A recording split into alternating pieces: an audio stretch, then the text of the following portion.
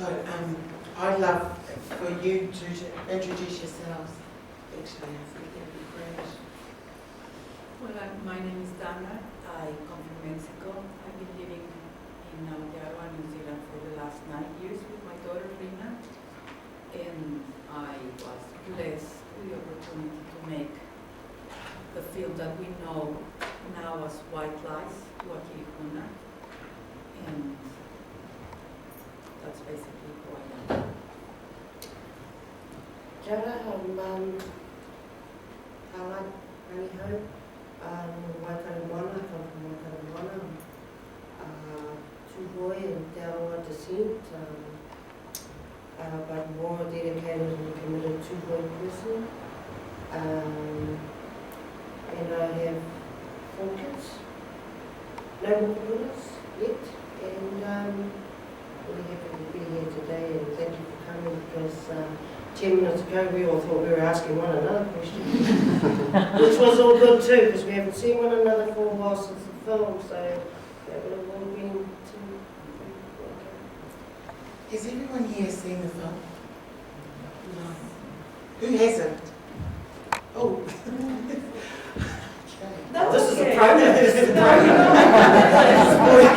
So, well, I suppose I'm wondering as well, so I'm just a bit conscious of some of the material and the film that maybe we can, I don't know.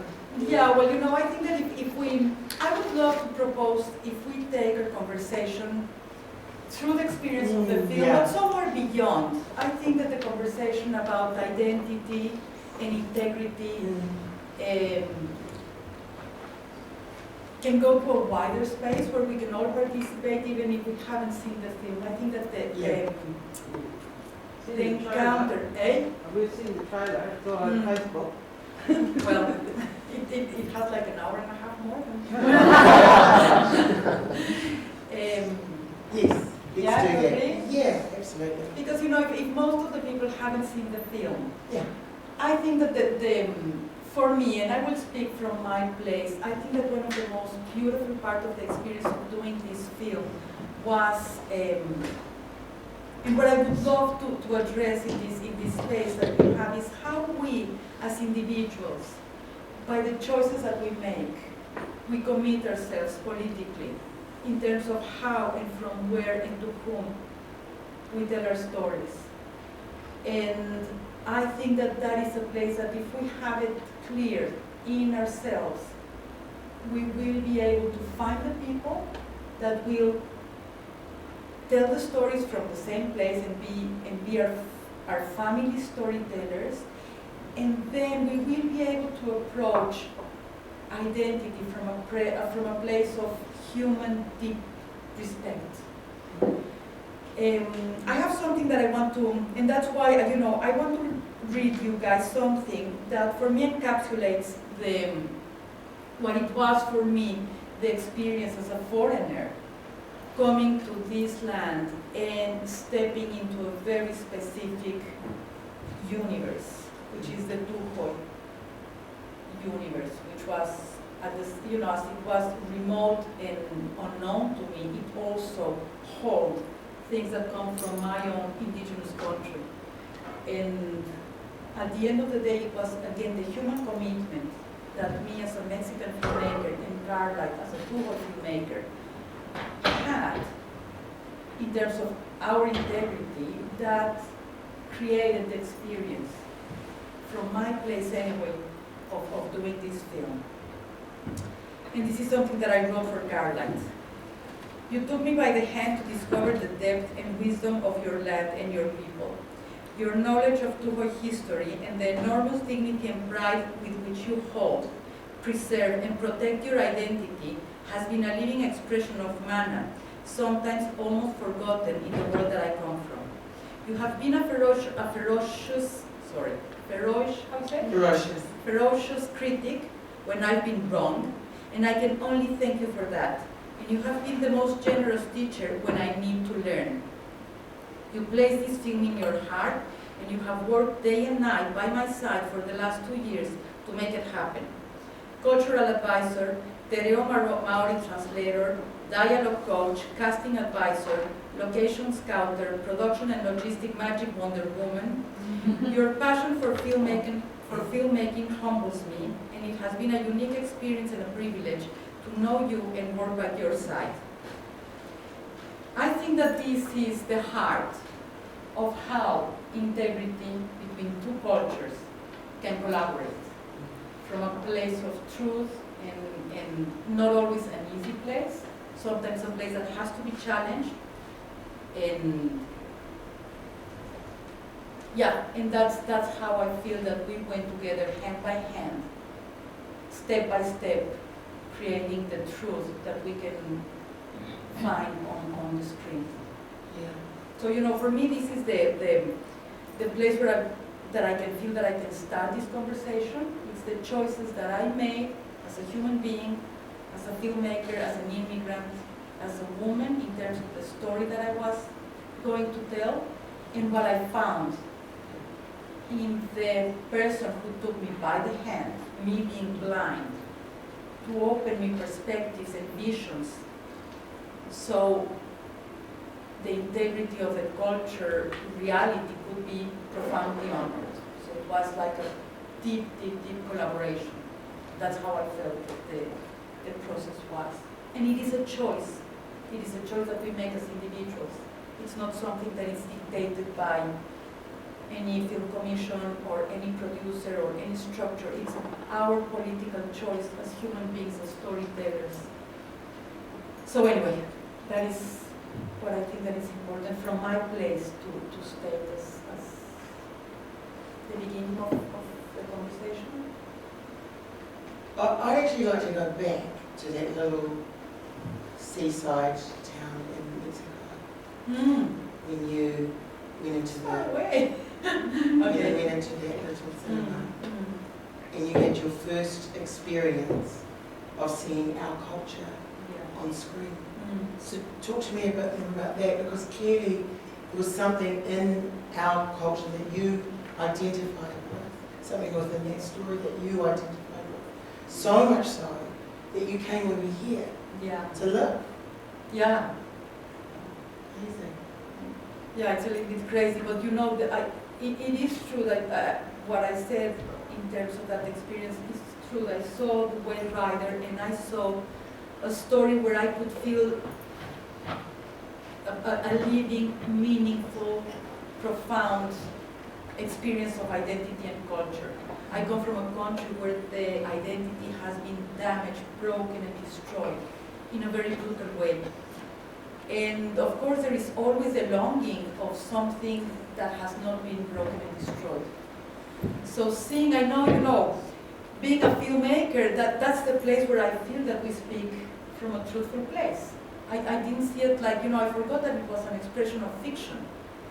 I just connected as a viewer to the experience of that culture being, you know, a family fighting for the survival of what it really means to be alive on this planet. It's not a culture that belongs to the books. It's much more. It's way much more than the concept that we have of culture. It's the living expression of who we are, and I saw that in the film. I saw that from the side of the Coro, from the side of the girl, you know, the mystical dimension of it. It was just full on, alive there, and the fact that there is space for change. The fact that it is a culture that, as it is alive, it can still be changing. When it's dead, there is nothing you can do about it. But being a living experience of life, it had spaces where the roles of people could change. And that was a story of hope. Yeah. And that's what I was looking for. You know, I thought, well, a place where changes and hope still exist. And I'm a mother of now an 18-year-old kid, but at the time, my daughter was 9. So it was just profoundly moving. And that was it. So it was hope for her as much as... Of course, definitely. It was hope for her, definitely. And that's what probably moms we do, right? We think on our kids. It's a little bit crazy and pragmatic way of dealing with the future of my kids, but I think that it was the best choice I could ever make. Yeah. And you came here Yeah. without any intention to make another film. No. That side of your life, you thought you... Yeah, I don't survive good films. They are, they become quite an intense experience, and I usually go into a very conflicting territory. Yeah.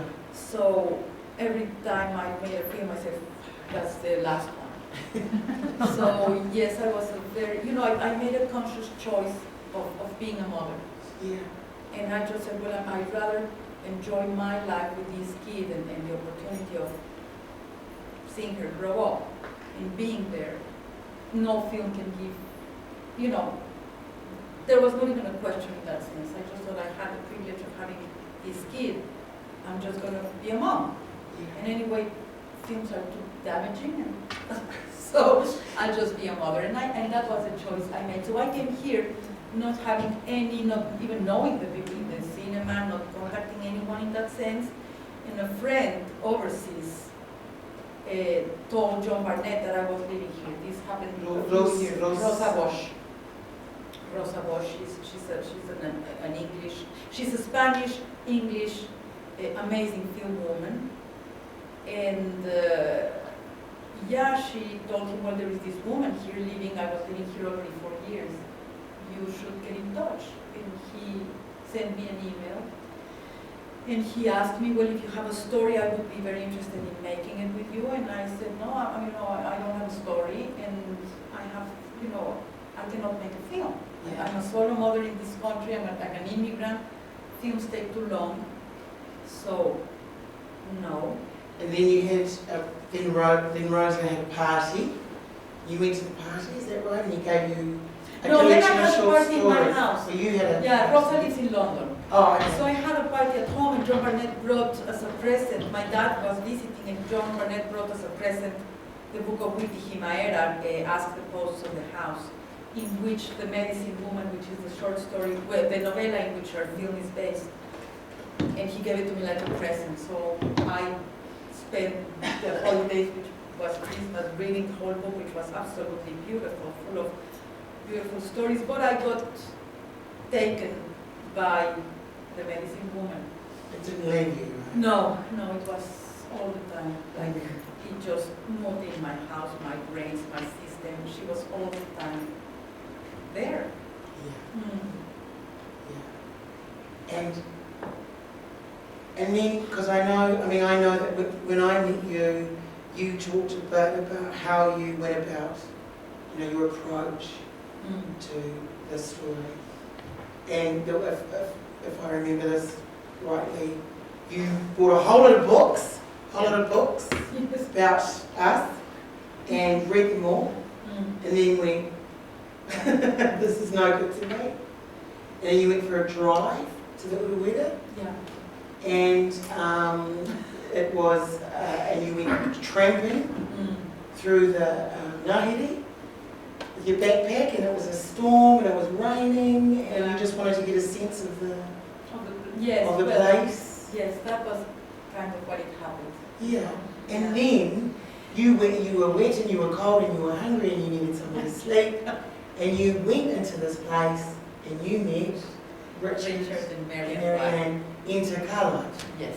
Great. So that was the saga, and it was absolutely beautiful because I met them both, and they took me to Obuta Marae, and we just spent a few days together without even having the idea of the film around. It was just getting together, just like we people get together and get to know each other, and cook some horrible Mexican food. And then, when I told them, well, I have this story and I want you to read it, and I want you to see if it's the right story and if it sits right here. Marianne told me, well, hello, I have a sister, and she's a filmmaker. and she should be the one to read it if you agree. And I said, of course I agree. That's what I'm looking for, someone who can read the story and just be brutal and criticize it from every place. Because I knew that although the storytelling is universal, in the way we build up our stories, they just function here and in China and in Mexico, because we all belong to the human tribe.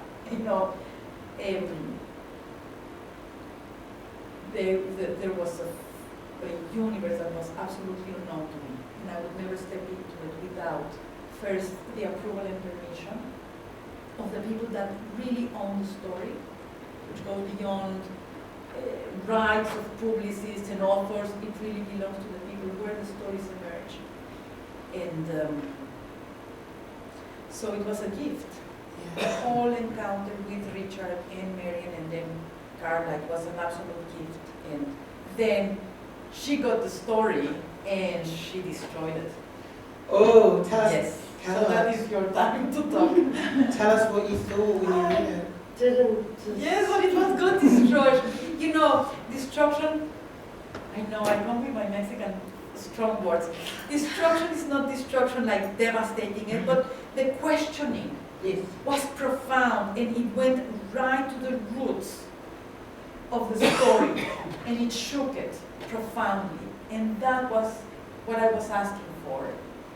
And usually what I got was, when I asked people before, they were all too really polite. Because people here are too polite. Yeah. And I said, well, I don't want polite. Because polite will not help me to get to a place of truth. Maybe I cannot get to a place of truth, and that is the process. But with politeness, I will definitely won't get there.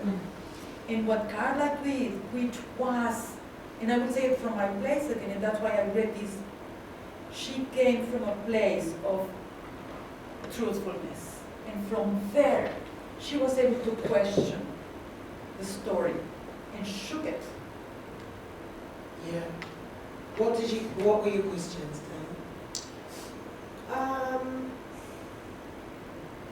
First of all, I loved it when I read it, and my sister loved it too. And beyond us, no one else would read it.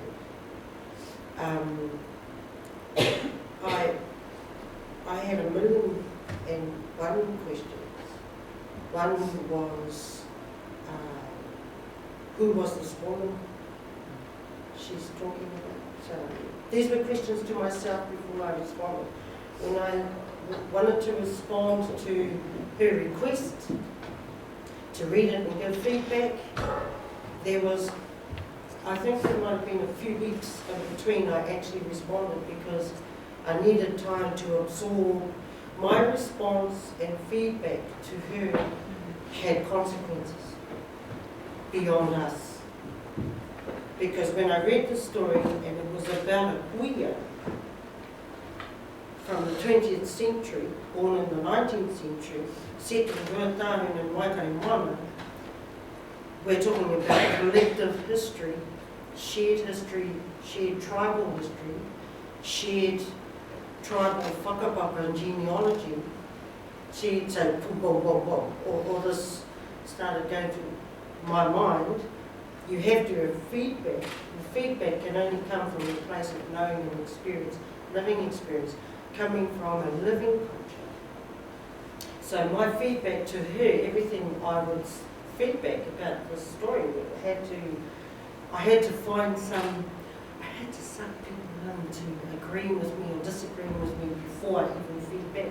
Otherwise, there is no such thing in our village anyway, in our neck of the woods, as an individual opinion. When you're talking about the Huna Wairua, the Wāhi Ngaro, the spiritual world, and the character in this film is from the spiritual world, then you are responsible to the spiritual world, which means you're responsible, it's suddenly boom, all everyone's ancestors start eliminating. So I was like, don't ask me to answer this. Because you have to be correct. Your responses have to be a consensus. They have to be part and parcel. You're part and parcel of a beautifully complex matrix of kith and kin relationships. Therefore, anything I say to her as an individual, I'm accountable to everybody else. So I had to treat it in a way, I had to talk to cousins, aunties, uncles, nieces, nephews, about different things. Anything from medicine, the subject of medicine, the topic of medicine, and you ask them questions like, what is the medicine to boom, yank out a thing for consumption or respiratory, all this sort of stuff, and they look at you as if to say, what are you asking for? You know. Why are you asking me? You already know something, you know, like that would need Vicks, for example, Vicks vapor. I'm going, no, you need to cooperate. So I had to fess up about this Mexican lady's story about Richie, my story. And of course the first thing they wanted to know was, does Richie know? Yeah. And they wanted to know who was Paraiti. Yeah. And which family is she from? What's the whakapapa? And I'm going, I don't know. So these are all questions that you have to ask the writer who clearly doesn't know the answers to them. So, you know, I'm in the middle between two universes. Yes, yeah. It was, I don't know, it was, I think I ended up having to go through every single scene and write down what was on the scene, what was in the script, whether it was dialogue or the background, the plot, and also explain the subtext, and then to myself first, and then go through how would we say that, how do we view that, what is our perspective, what is that, you know, is that real, do we actually use that, is that actually the plant, what is the plant, because these were all vague. So, it didn't actually name the plant, and so I thought, so I had that column, then I had another column of ideas, suggestions, questions. Perhaps it is this plant, it grows here, not in Waikato monarchs. See, kawakawa doesn't grow in Ruatari, it's too cold. It only grows in Waikato monarch and rafted. Anywhere else in the world it doesn't grow. So that didn't make sense. So I had to read it from mōhiotawa, from a place of knowing, and I've got to fess up, and I did fess up. My knowledge of Rongoa Māori is basic, exact, right at the Vicks vapor up stage. Yeah. Not, you know. But luckily or wonderfully, you have family, you've got whānau who do have that knowledge, and who jumped on, Tangerine jumped on, and hey, was a very deep sense of knowledge. Everybody does. Everyone's family do, and they're all accountable to one another. Yeah. There's knowledge systems within knowledge systems. It's a huge institution. The bush itself, the Ngahere, is in the realm of the Huna Waiwa, it's in the realm of gods, and there are different tohunga who are guardians of those knowledge systems. So what was being asked here wasn't just this isn't just a school play. I had to explain, before you answer me, I need to tell you that this is a film that could possibly be viewed by the world. So then that had to go into a wānau. We had to go into a wānau space like that, because that's our ancestral knowledge. That is, that rightfully belongs to our descendants, the guardians, because we live there, no one else. We're protecting those plants. Tell me about the moment, Dana, where you asked permission. What happened? You know, the first thing for me was, again, I come from a country, and that I was operating all the time from that perspective. I come from a country where our own knowledge has been raped, used and abused. And in a way, I knew that before doing even one page to be submitted to the Film Commission, for example, I would have to go through this process. So I was prepared, not knowing specifically in terms of which were going to be the procedures. I knew that there was a huge process Yeah. work between this is my draft to having a script. Yeah. And I just said, well, this is the only way that I can make this film. I don't know others, but that was the only way. Let's ask and wait. So I got Caroline's first feedback in terms of all the questioning and changing of this is not this, all what she brought back. And then we just worked and waited and I was rewriting, and she would read it, and Marian would read it, and Fitiago would read it, and all of a sudden there were 10 people reading every page. And that was a process. So little by little the story just started infiltrating, in a way, in the community. And Being owned by the community. yes, because all the feedback was, Already was. Just saying that they were starting to own the film, yeah, own the script. well, it was a long process, right? Influence. I'm not sure if own is, Well, not in the owned. sense- Own's not the word I in the think. sense that everyone started to become involved, participate in the protection of the knowledge Yeah. through that process. Exactly. And From then- the place of their knowledge. And there were places, and we always spoke about it, I knew that there were places that were forbidden for a foreigner. And I was always aware of that. And I knew that that was the territory where I could play. Yeah. I never pretended to play as a Tuhol. I'm not. I never wanted. I never forgot who I am and where I come from. And that I was stepping into somebody else's home. What happened with the procedure in terms of the permission is that Marian told me we're going to have the 12th in Oculta Omarai. And I asked if I could go there. Yeah, let's quickly talk about what that is, Caroline. An explanation. The Goma Rotberg is a Te Kooti church service in a nutshell. We're avid followers of Te Kooti Ikirangi, and it is a 2-day service, once a month, and it's been like that since the 1870s, and we do it on the 12th of every month. It's the number 12 is significant, and every marae has a turn at holding this service. Once you go in it, your tapu can't come out, and only followers go. So it was extremely interesting to ask permission to allow Tāna to come.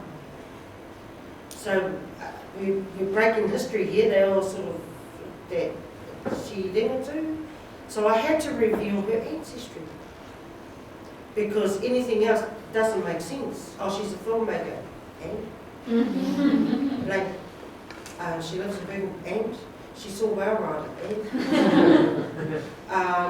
and none of that. We had to say who she was, nor how even.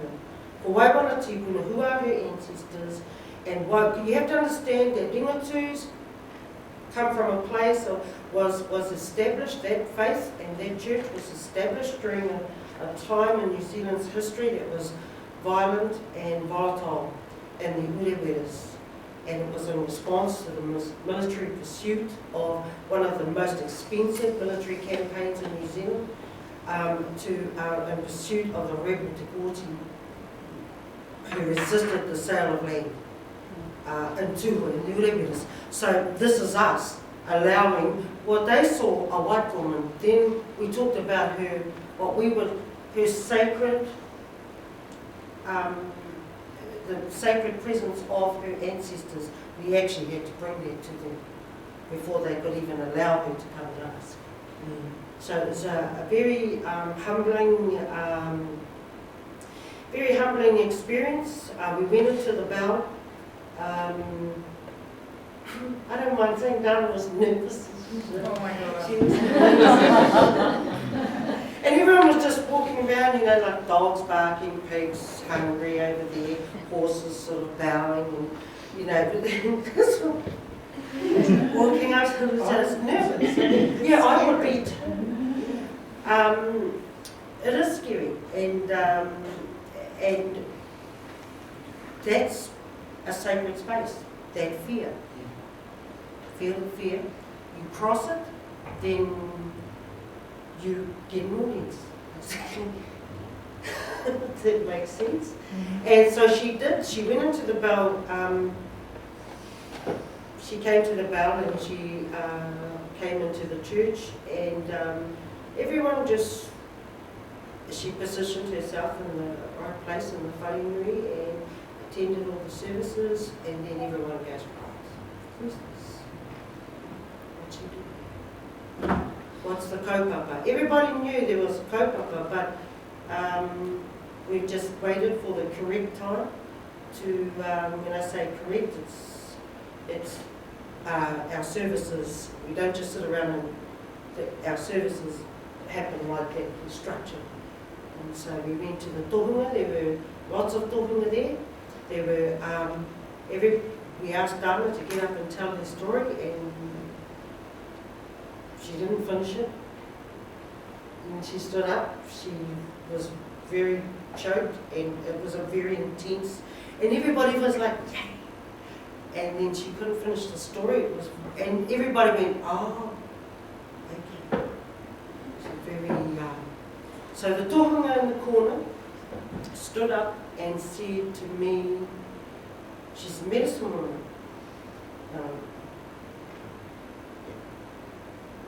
And then they wanted to know, they asked questions about their medicine woman in Mexico. When I explained that they were she's from two very ancient cultures on the Jewish side, because we're Hurai. The Ringatus are Hurai. They know about Jerusalem, about the Jews, persecution of the Jews, and their journey. They carry the two books. The Kōti carried the two books, the New Testament and the Old Testament. And when I told them her ancestry, they were wrong.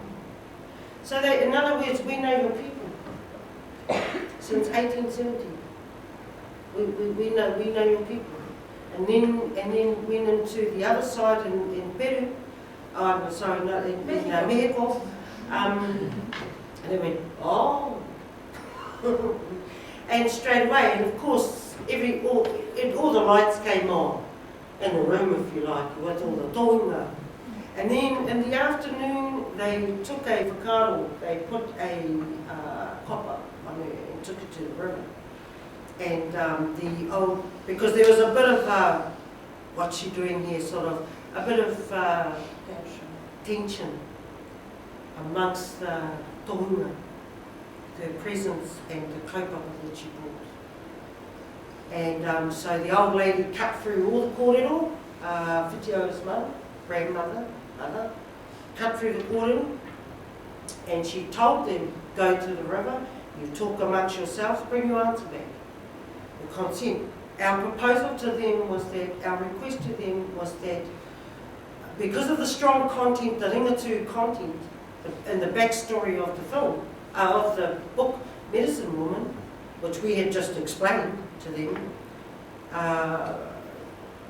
that's what rose the tension. That Rotahina Tūhoi, our ancestors, was actually in this film. That raised the tension.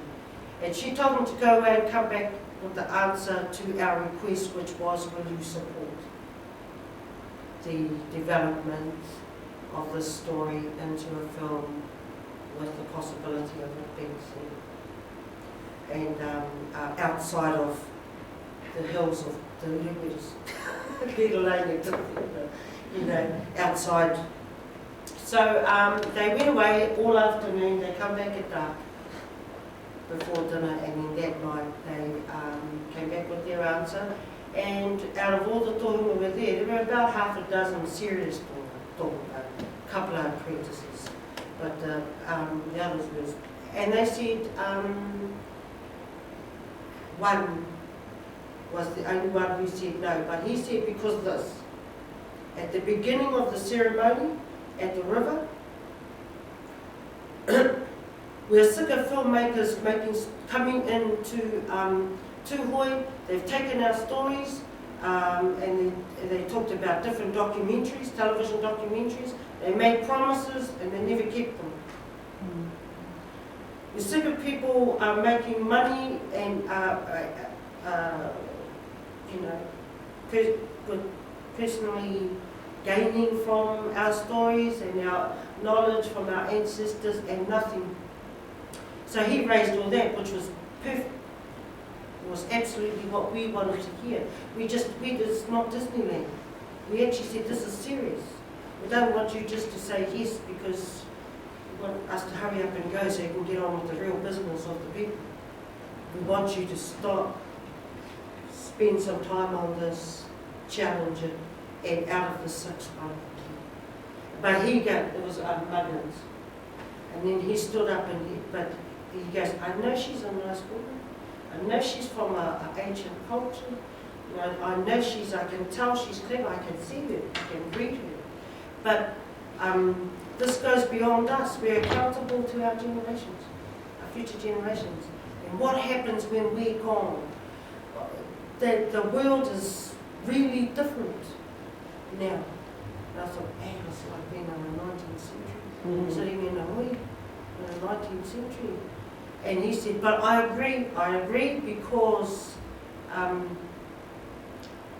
she came here. Because she asked the right way. And then once and he said, and maybe she's different. She just didn't go to an individual. And he talked about the Kōti, land buyers in colonial times going to the individual and not going to the people and acquiring land in that way or acquiring knowledge in that way. So he agreed, and then everybody agreed. So I was telling you. No, that's awesome. It was just It blew me away. That blew me away. And so they took it to the tribal. They then agreed that they chose the person, which was Whitioa, to raise it at the tribal, which is a different forum altogether. That tribal is the representation of all the 10 hapu and marae in Huna who own the land that isn't dog. Land is still privately owned in the areas. And they take care of all the social aims of the people as well as the political aims. Every marae has a rep. So they chose Whitioa to take it to them and ask their permission. Their answer back to Whitioa was, what does the church say? So he told them, and then they said, well, there was tension. Whitioa agreed that this issue came up, the one we've just talked about with the Tohunga Muggins. And they said, well, if the church agrees, then we agree. And that is the first, apparently the only agenda item that day that all the hapu was to allow. I also told them I said to Whitioa, you must tell the heads of all the hapu that this is going to happen. Bang, bang, bang. You're going to see trucks come in. You're going to see lights come in. You've got to warn people. Then from there, the next level was the actual individual landowners themselves with regard to locations. And then from there, it's evolved. It's evolved. The process was evolved. Coherent. I think that is, I think that it's fascinating because beyond, I just listened to you and I'm reliving the whole thing and I said, whoa, far out. What I was doing there is like, holy. Anyway, but what I think that it's really important for us to keep in mind now is that there is all the time the question, who holds the Maori stories to be on the screen? This is the way. There cannot, and there cannot be any other way. I'm sorry to say it, I shouldn't be saying it, but that's the way. And that goes against all the structure of filmmaking. Filmmaking is quick, and decisions, and production-wise, and where is the money, how much it's going to cost. All those categories of understanding have to vanish when you have to honor all that universe. You know, and that is the challenge. Because if your producer doesn't understand that, not because he's good or bad, it's just a universe that he hasn't been exposed, they will just think that you're speaking Mercian, you know?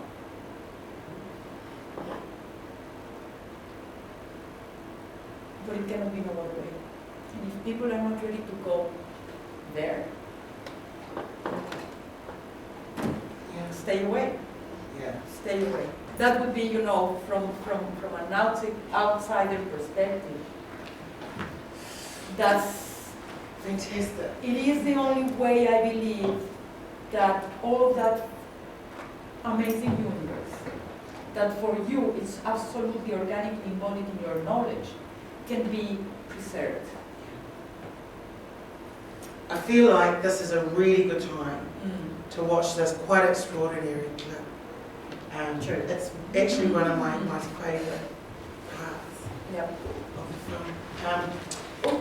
Is there, just before we do that though, just really quickly, just because I know that, you know, not all of you know some of these words or this language or anything, is there anything, please don't be afraid, are there any words, is there something that people aren't understanding that we can quickly inform you about before we carry on? No, that's great. Marsha? Marsha?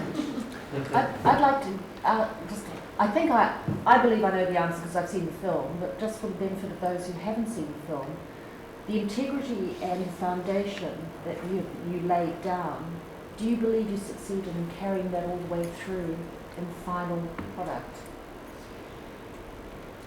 I know what I have my feel like we answer. should watch this clip. Yeah. Because to me this clip answers the question.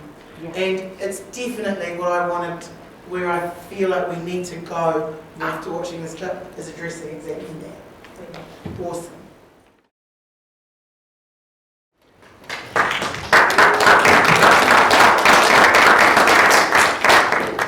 So, it's going to sound a bit crass what I'm about to say, but it's some of the feedback that I've received from friends of mine who are Māori and who are what we describe as tūturu. What is to do? Tūturu, staunch. Staunch and kind of knows their stuff on quite a deep level. And and really these particular friends I'm talking about are just so critical. They just shred things into pieces if it's not right.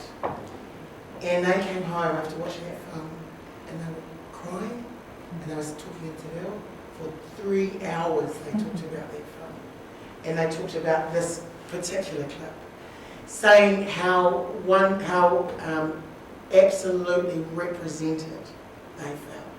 They felt it was the first time that they have actually seen themselves on screen in this way.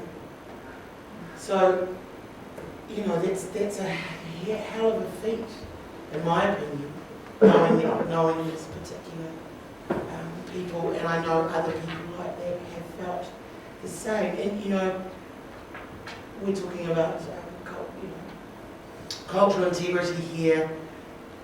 This story that you're hearing, I feel, absolutely encompasses this exact thing. It doesn't, you know, it feels like every step Dana took, and then in turn Carla and her hapu took, they did it with respect and well and together and harmoniously.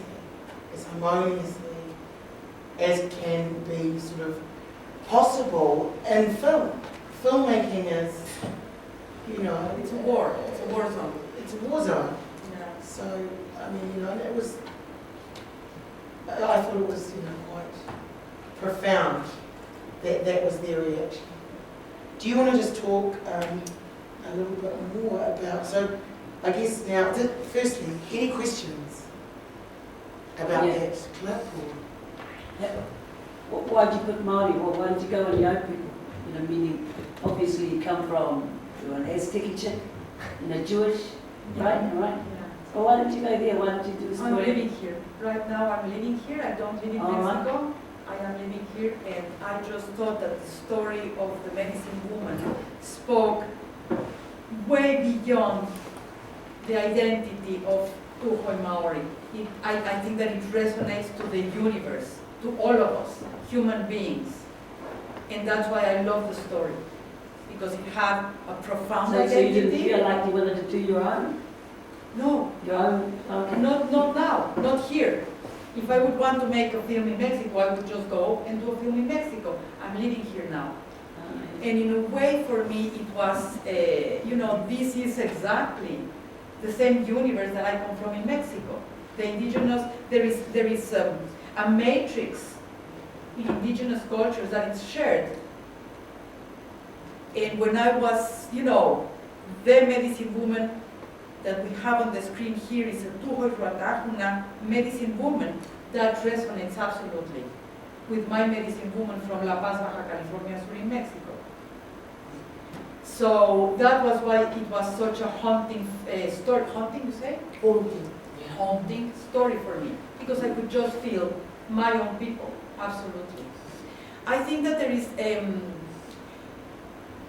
the specificity in terms of how this scene was shot, and that's why I chose this clip, because it holds the sacredness, the profound sacredness of the church. The people that are on the screen are the people who are in church every month. The language is absolutely the language that people speak. It has nothing to do, it was not a territory in which it was handed directly to Kararaina and Tanj. And I remember that, Richard White, I asked him before shooting, you remember? I told him, we're gonna shoot this scene. This is your marae. You tell me how you want me to shoot this scene in your marae. I'm not the director. You are the director. Yeah. And he told me exactly what he wanted and how exactly it had to happen. And that's the moment in which the dynamics of shooting change. And you have to be ready to let that happen. For me, it was an ongoing process. I had to read it with my skin because I was never exposed to something like that. But I knew that I would never shoot his marae and his procedures in a way that he wouldn't be happy. And he said, the Pihirimana will ring the bell, and this is going to be exactly the way it was. Yeah. And it changed the shooting schedule that day, remember? We didn't have time. Doesn't matter. You stop everybody. You say, sorry people, either it is this way, or it's not going to happen. You go to editing room and they tell you, oh God, it's so slow, nothing is happening. You will excuse my Mexican. I say, fuck you. I don't care if you don't understand it. That's the way it's going to stay on the screen because that's the way it was. And by retaining that, in the same way that Carla was, how you say, accountable to all her people, I was accountable to her and to all those people. Yeah. And to my daughter and to myself living in this country. Yes. I said, and that goes back to your question, if I dare to step as a filmmaker in your territory, I have to deliver with honor, integrity, and dignity. If I don't, I wouldn't be able to stay one more day in this country. I would be ashamed. Buzzy, real buzzy. So real buzzy. What is buzzy? I don't know. Buzzy, like, what? Awesome. Good choice. It is a choice that you make, and that's, I go to the beginning of our conversation. You make those choices. you choose to be a filmmaker from that place. Or I could have chosen Interior Department, Oakland City, couple fighting. It's good as well. There is nothing wrong with that. I made a choice as a human being. I made a choice as a mother, as an immigrant, as a half indigenous woman. And I knew that it was going to be bloody war on me, and it was. It was war. I was blessed to have a warrior the size of this woman. You've chosen the Teats tribe anyway. Well, I know, and I couldn't be more grateful. Yeah. I couldn't be more grateful. But those choices, you keep on doing them through the process of filmmaking, beyond the original womb of where this film emerged, which is Ruata Huna Oputa Omarar, Ringa to Perish. That is the womb that gave birth to this story. You have to take it to the bloody editing room, which couldn't be more detached from that sacred universe. And you have to fucking fight for it. Which then raises the question of the role of the producer and executive producer. If you had done it with anyone else, Sorry? would you have chosen any other production company to stand Well, you know behind something, I didn't choose this time. Mm-hmm. And I can just I'm say seeing that that. as complex as the relations with producers can be, and I'm an expert on that, I end up quarreling with all my producers here in Mexico, in France, in Bosnia. It's not here, you know. I have to respect the fact that at the end of the day, what we have on the screen is because they allow it to happen. I had to fight for it. Carla had to fight for it. The whole community had to fight for it. It was not a gift graciously given. All of us from our places fought for it. But power can be cruel, and power can be disrespectful and arrogant. And they could have chopped the film in a way that all these things would have been lost. And I would have been sacrificed in the middle, because I was really in between. And they didn't. At the end of the day, there was something. And probably it was the amazing power that was behind this film. That I also told the people in the Ringatus, the Tupui, in Ratahuna, that I promised to them, that she made a promise to me, that the cultural integrity of our tipuna will remain intact at the other end. Knowing full well that was like, just having a little experience, a very small experience in film and television industry, knowing that that's just like, you're going on faith, basically, that's going to happen. That she's going to stay a warrior in the editing room and wherever she needed to be a warrior. And of course, and then they said, what do you want from us? What does she want from us? And basically the answer was just to tell the truth, just to inhabit your space the way you always inhabit. What is the reaction of your team? Well, I went to the first screening of the Forua Tāhuna. John put one on in Rotorua, Forua Tāhuna, and he's also put one on in Whakatane for Ruatoki, for all those hapu over there, and hopefully still in the pipeline for Waikari Moana down in Wairoa. I just saw them too, the reaction from them was blew me away, even me. I mean, it's impossible to play. Well, I don't know if I hope you'll be okay with me saying this to you, Carla, telling these people. You said to me, you wrote an email saying you felt like it was one of the most mighty films you've ever seen. Yeah. Why is that? Well, straight up, there's the most language at all I've ever seen on a screen, and heard, and authentically spoken. In terms of the whenmako, her reo was just, she was just talking. You know, everybody was actually just speaking. And so in that sense, which means they were part and parcel of the reo. It didn't feel like the person was rattling off a script. It felt like the person was actually saying it. Like you saw the tohunga who come to the bell, he didn't look like he was reading a script. No, it was that, yeah. That scene there, that happens now. Yeah, exactly. Except, you know, people have got mink blankets, we've got mattresses. There isn't a fern under the mats and moss. That's one of the reasons why it felt like one of the most Māori films to me. The old queer, when we came out of Rotorua, the old queer, the ones, especially the ones who grew up in Maunga Pohatu and Rotberg, cried. They were crying.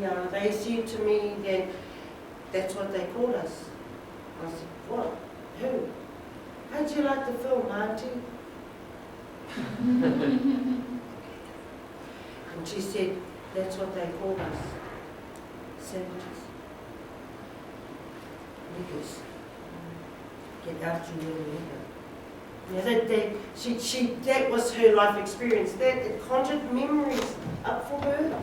And I totally didn't have that experience. I went to school in Parma. Boarding school, I went to Queen Vic. No one there called me a savage or a nigger. And so she grew up with that. So she loved it. She felt valued. She felt important. She felt finally someone recognised, you know, her pain as a child, and the scenes where they come out, some of them they'd cry, then they'd laugh. Because, you know, you see the tents, and I know you haven't seen it, but, you know, they used to have medical holders clinics in the bush. Whip up a tent and bang, bring your horses, and then by the river, and everyone's lying down, and they're just clinic. And they were laughing because they'd talk about, do you remember the old guy who had one eye? And, you know, it brought back positive memories for them. This is a bush that isn't just a reserve, or it's not touched by, this is a bush that has our ancestors' footprints in it, but I'm talking to old people who were kids during the period of this film. So they absolutely. Yeah. That's great. Do you guys want to ask some questions? You finished? No. I was just thinking that the Mexican filmmaker name is amazing. Most Māori film ever made. What can Māori filmmakers learn from this experience?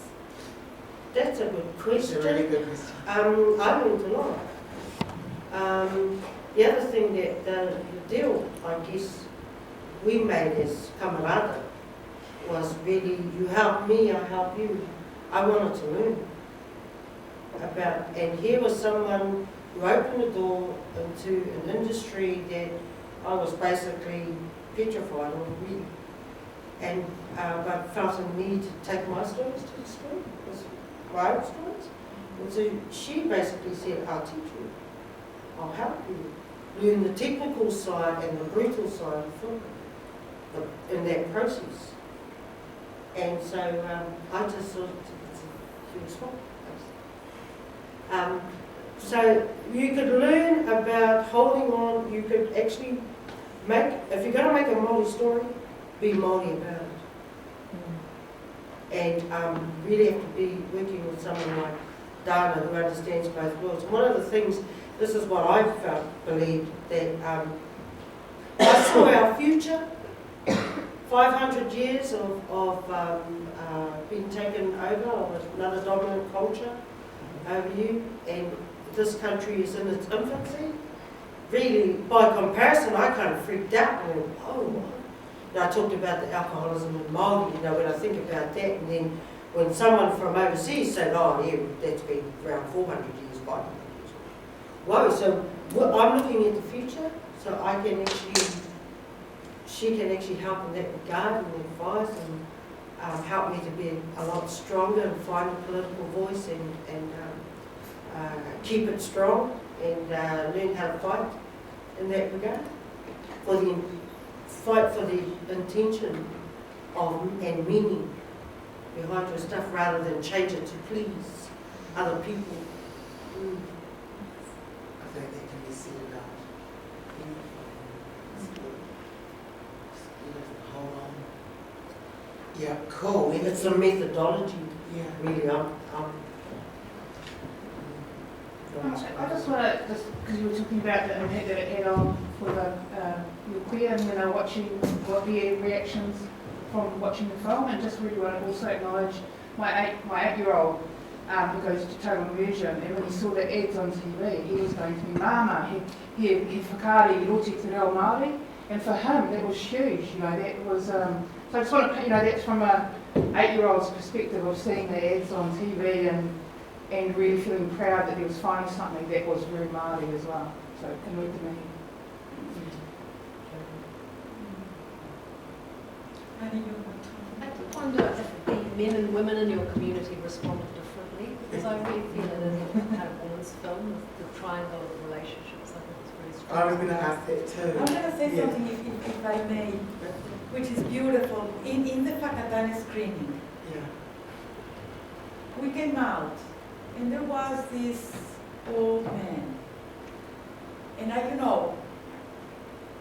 everybody was walking to a little bar across the street from the cinema. And this big man, and I was behind everyone, I didn't know much people. And this man came and hugged me. And he told me, you made an old, tough Tuhoi man cry.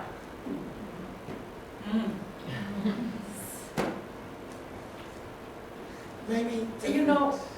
I think that it touches places from a different perspective once this film is placed in the Maori universe. It speaks to a different kind of sensitivity, that it's not the Western classification of where we market our films.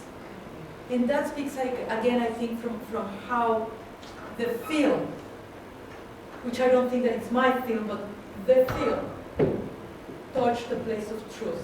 It really moved people that the marketing approach would dismiss absolutely. And like him, where you were there at the end, right? There were so many men, tough, hard, that they are not bullshitting around. And they were deeply, profoundly moved. And that was the moment that I said, I wish I could understand the language, because I missed a unique moment in life. So, yeah, I think that the film goes in that perspective, which is the integrity of its cultural value. It goes to another territory in the psyche and in the emotional makeup of human beings.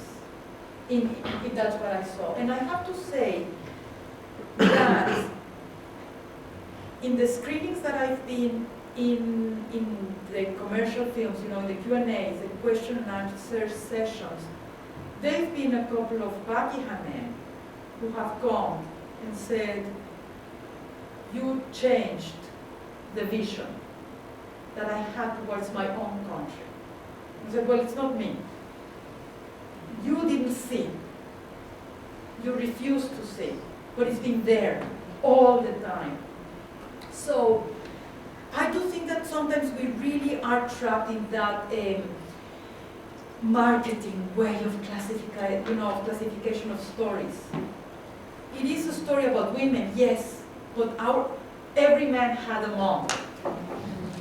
Every man was growing inside a women's womb. Doesn't come any closer than that. So I don't believe in, this as a cheap film no. They are truthful films or they are bullshitty films. And when you speak from the truth, you reach the truth in the other human being. So I think that was the place where we were always, and that goes back to what we have on the screen there. Always we were feedbacking Carla and me intensively as filmmakers.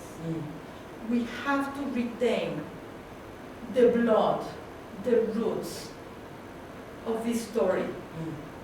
But the heart has to be in the universal heart. We all have a beating heart inside our body. And it has 4 chambers, and we all as human beings have that. So how to retain the identity and the heart, let it beat in a universal dimension. And I think that that's the beauty, particularly speaking, of the encounter of these 2 human beings here. Yeah. And that's what, from all what we have and all what we did with our ancestors, with our backstories, with our communities, with our past, all that's on the screen. And how universal the time can come. I come from a cultural heritage where men only fight for 2 reasons, for women and for land. And for them, that's actually only one thing, because Papatūānuku is the mother. So really, so when you ask me that question, how did the men respond? What was the difference? Did they respond differently? No. It's been, it has been an undescribable privilege. There is, we could spend here hours and hours and days and days. It's I know because I can't. But it is a unique, beautiful thing, and I have to say that it's yeah. Anyway. Any other question? Yes. Because you put so much effort into making this film historically accurate, do you think there's a risk of people outside the Māori community taking this as the one and only history of Māori people? No, I don't think that will happen. I think that the audience is just like, I don't know if you were there when Arriaga was speaking yesterday.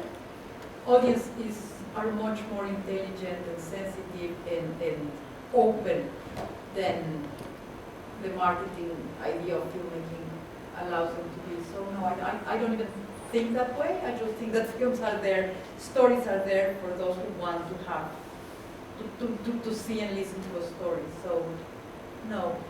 Yeah, I think audiences are much more informed now. You can just Google the word tūhoe. Witi might have white lies and then wrong and then it'll come up. But attitudes of people and how they react, well, that's up to them to change. Anything else? Napoli's on the phone, have you done it? No, she's not making it up. Napoli's on the phone. No, guys, I've got a quick question in terms of, you talk about cultural integrity, and sometimes it makes different things to different people depending on where they are. It's their evolution to live that. If you're looking, whenever I think about talk about putting a troop together, a group of people together and go and make that work, who your dream list would be. We had Croatians and Mexicans and Maori. It was just that they were the right people for the jobs who believed in keeping the cultural integrity, but sometimes we've got other restrictions on us, like everybody's got to be whakapapa Māori or fluent in Te Reo Māori. How did you know who was on? Yeah. Who was on? Something I believe, in terms of the process of working with Carla and Tuakiri and Ringatu community, we spoke about it.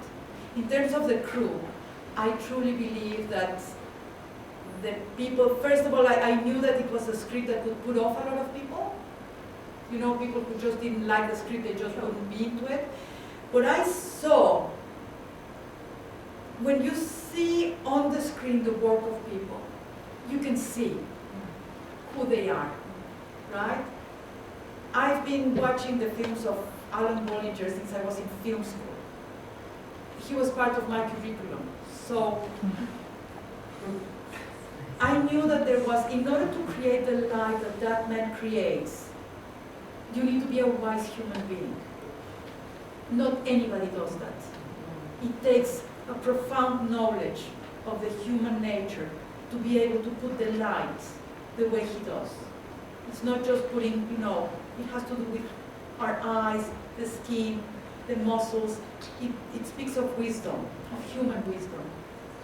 And and that is, I didn't know anyone in this country to make my dream crew. I just felt what was from that place where I would see in films, and I thought, which film has made me cry sitting watching it in terms of light? Alan Bollinger, and I said, oh my God, and he lives down there in the next island. I go, of course. So, that was for me the way to work. They were, of course, places and people that I didn't know, and I couldn't choose, but we all, in the best possible way we could, we did what, the work that we did from the best possible place, and that's what counts at the end of the day, right? That the stomach and the heart is there. So, that answers a little bit? Yeah, it does. Because it's one of the things that you sit there and you've got a gut feeling on who you always want to work with, who you wouldn't work with if you, for whatever reason, and who you really want to work with next time. But your eyes keep opening, so every shoot you go on, you meet someone new. Yeah, a little exactly. bit brighter and get a little bit brighter. I think sometimes, I know on projects where I've wanted to work, we call them Māori projects, and the kaupapa people, me and the bro, the only Maori's there, and then there'll be opposite, where you feel like the kaupapa is intrinsically Māori and mai tā wāhi tērā, me tērā atu, and you just go, oh, well, yeah, Māori would be feeling too. So it's trying to find my balance and my belief and making sure that it's solid enough. So that answers questions. I think that, and that's probably because I come from another place where the tribal intrinsic relations, I'm not exposed to them, I don't know them. But at the end of the day, either you lie or you don't. Either you're honest or you're not. Either you steal or you don't. They are not, I stole a little bit, but not really. I lied a little bit, but I also, and that speaks of integrity. No matter what color of the skin you have, we cannot forget that, because then we trigger a really racist understanding of who is pure and who is not. And if you don't belong to my tribe, you're not pure. And I don't say tribe in terms of Maori tribe, any tribe. The filmmakers, the Jewish, it is a disease, a sectarian disease of humankind. And if we are not aware of that, we can end up being racist. And we are only richer if we are diverse. Anyway, that's my perspective, and I will always defend that perspective, because I come from, my two origins have been persecuted and exterminated because they didn't belong to the powerful tribe. The family of my daughter was slaughtered in Bosnia because they were Muslims. My grandparents were Jews. My great-grandparents were Olmecas, and they were all fucking killed because they didn't belong to the other tribe. How far can we take that way of thinking? Integrity is integrity. In my, that's my position in that sense. And how we worked in terms of that, like on a practical and a pragmatic base, was successful, I believe, because we took that time in the beginning. We like going, when you go to a marae, and the arms are outstretched, you're welcome or not, you have to cross a sacred space. So we actually went through that on every level, on a spiritual level, you know, not just a physical level, but we're not just talking about cultural integrity. We're talking about a synergy of ancestors, and we actually stopped and spent a lot of time on that before we stepped up to start the project. And that held us in good stead, so that everyone who was working together, whether they were crew, cast, lollipop guy going past, it didn't matter. They were working on the road. The energy field on set, behind the set, under the set, above the set, was a spirit of one. You know, everybody recognised one another's diversity, locality, and universality, and recognised we were just human beings. Nobody saw Tuakiri, nobody saw Rangihau. nobody saw rich, no one saw poor, nobody divided anyone. So we took, there was no judgment. Either side, inside, outside. We were working for a higher purpose. That was a sacred space working through the whole country. We were there. Yeah. And you know, that doesn't mean that we were all like Zen cruising. Oh, They were no. moments that, you know, it wasn't intense. No, it was Who knows? intense. What's the time? But you know, the whole, yeah, we all knew why we were there. And it goes back to integrity. We all knew why that film was supposed to be on the screen. And we believed in it. We were all hard. pushed. Everyone was pushed at every level, not just physically. Everyone was pushed spiritually, psychologically, mentally, culturally, everyone, and understood that we were all, I would say, going towards the same destination. We were all heading there. Not about you, not about you, not about you. Keep pushing through, keep pushing through. We're in a sacred space. We're safe, sort of thing. So, yeah, there was no... oh, mind you, we just knew. Yes, well, it's not very easy. I tripped over. We were like in a I blender. tell that you, we're goes- off the sacred radar. It was all good. It was quite a unique, once in a lifetime experience, I can say that. And you know, I made a film in a war zone, which was as intense and meaningful and radical.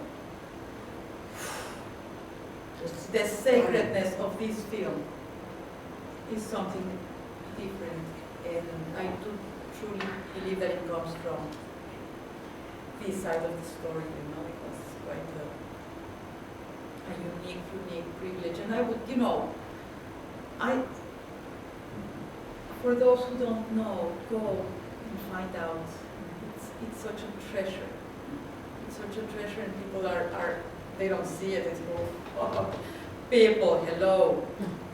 There is a profound, beautiful, complex, sophisticated, intense, beautiful reality in this country, and it's like it's divorced from the other side, and it's a little bit pathetic, if I can say it, coming from 500 years later of fucking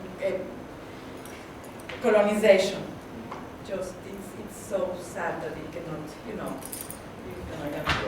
anyway. It's another hour.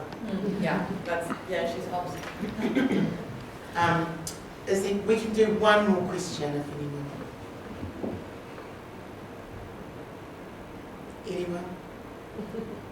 Doesn't have to be deep and profound. So you did that other movies? I did other movies before, yes. Yes. And you know, I just have to say that we've been invited with this film to the Toronto Film Festival.